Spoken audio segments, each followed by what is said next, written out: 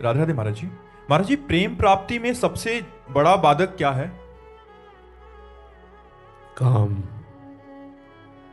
काम कामना वासना मन ते करी अति दूरी। सबसे ज्यादा भगवत प्रेम मार्ग में बाधक है काम। ये बहुत बड़ा शत्रु है। भगवान ने गीता जी में भी कहा, ये ज्ञानियों का शत्रु है। अज्ञानियों को तो मार के गिराए हुए ही है, लेकिन जो मार्ग में चलते हैं, विवेकवान हैं, जो सतमार्ग को पहचानने वाले हैं, जो इष्ट और गुरु से प्रेम करना चाहते हैं, उनके मार्ग में भी भयानक बाधा ये काम है। काम जब तक काम रहता है तब तक प्रेम नहीं, और जब प्रेम का प्रादुर्भाव होता है तो काम नहीं। प्रेम गली अति साकरी तामे दोनों समाये। तो काम कामना वासना मनते करी अति दूरी। बहुत कठिन बात है भाई। बातें सुनना, बातें करना सरल बात है, लेकिन कामना का त्याग करना, काम का त्याग करना बड़ा कठिन है।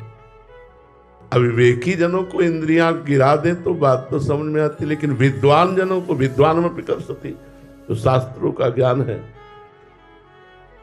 विद्वान को कैसे गिरा सकती है, ज्ञानी को कैसे गिरा सकती है, साधक को कैसे गिरा सकती है। ये बड़े आश्चर्य की बात है कि जिसे हम बाधक समझ करके चलते हैं, उसी को हम सुख मान करके फिर स्वीकार करके भ्रष्ट हो जाते हैं। ये बड़ी ऊंचाई तक की बात है, बड़ी ऊंचाई। इतना प्रबल माया का आकर्षण है, इतना प्रबल आकर्षण है कि बड़े बड़े ज्ञानी, जो ज्ञानी कर चित्त अपरहि बरियाई विमोह बस करे। और प्रेम मार्ग में चलने वाले के लिए तब तो और भयानक बात है, क्योंकि प्रेम में हृदय द्रवित होता है।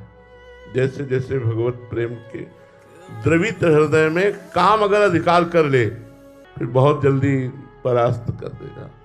इसीलिए लिखा है, चढ़ के मोम तुरंग पर चलिबो पावक माही। प्रेम पंथ अति कठिन है, सबको निभत नाई। मोम के घोड़े पर बैठकर आग की ज्वाला से निकलना है प्रेम पंथ। मोम का घोड़ा आग की आंच लगते ही पिघल जाएगा, आग की ज्वाला से निकलना है प्रेम पंथ। अर्थात समस्त कामनाओं का जो हृदय में आकर्षण है, उनका त्याग करके निष्काम हो करके ही प्रेम मार्ग में चला जाता है।